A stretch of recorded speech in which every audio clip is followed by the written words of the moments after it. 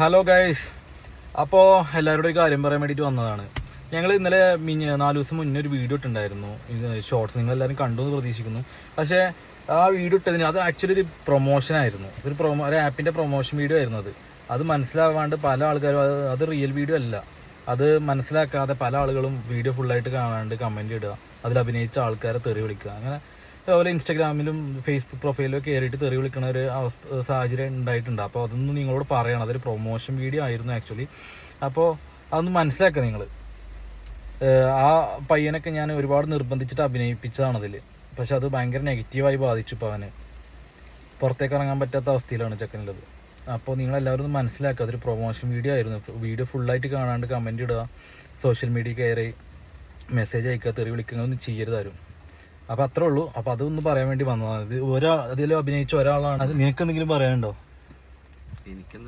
നിനക്ക് എത്രമാത്രം മെസ്സേജ് വന്നു എന്നുള്ളത് ഇവരോട് പറയേ. അതെ, വളരെ മോശമായ കമന്റ്സും കാര്യങ്ങളൊക്കെയാണ് വന്നേക്കുന്നത്. വീഡിയോ അത്ര നല്ല വീഡിയോ ഒന്നല്ല, നമ്മൾ റീച്ച് കിട്ടാൻ വേണ്ടി ഇട്ട് തന്നെയാണ്. 100K അടിപ്പിക്കണം എന്നുള്ള രീതിയിൽ ഞങ്ങൾ വീഡിയോ ഉണ്ടാക്കി കിട്ടാം. പക്ഷെ ഇപ്പോൾ അത് ഓൾമോസ്റ്റ് 1 മില്യൺ ആയി. ഞങ്ങൾ വീഡിയോ ഇട്ടിട്ട് ഞങ്ങൾ സക്സസ് ആണ്. പക്ഷേ വീഡിയോ ഫുള്ളായിട്ട് കാണാണ്ട് അതൊരു പ്രൊമോഷനാണെന്ന് മനസ്സിലാക്കാണ്ട് പല ആൾക്കാരും സോഷ്യൽ മീഡിയയിൽ ആക്രമിക്കുന്ന ഒരു അവസ്ഥയാണ് ഇപ്പോൾ നമുക്ക് ഉള്ളത്. അവന്റെ ഒരു ഫ്രണ്ടാണ് അനൂപ്.